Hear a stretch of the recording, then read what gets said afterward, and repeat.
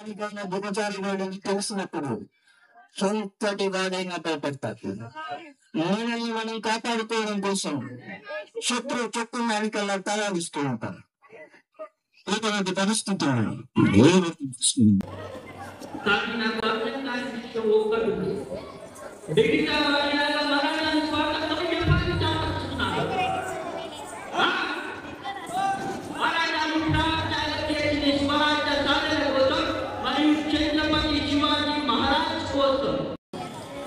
మనం సురక్షించేది కేవలం మాతృభూమిని వద్దాడానికే కానీ శత్రువులకు భయపడి సిగ్గుతో కాదు.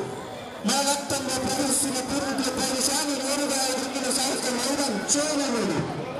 గతంలో వచ్చే చెడ్డవారిని చంపేవాడు మన విశ్వాసాన్ని కోయాలని చూస్తున్నాడు.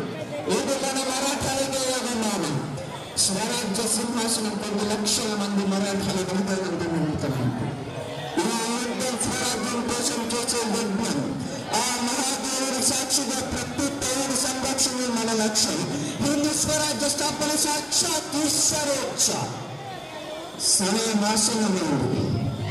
ఆ శ్రీకాముల పైశాచికత్వం నుంచి ప్రజలకు విముక్తి కలిగించడానికి మెరుపు దాడి చేద్దాం. మన ప్రతి దెబ్బ పేరు పేరున మరణించిన ప్రతి మరాఠా వీరికి అంకితం. చరవేశ్వర్ హండుల నెహ్రూకి అంకితం.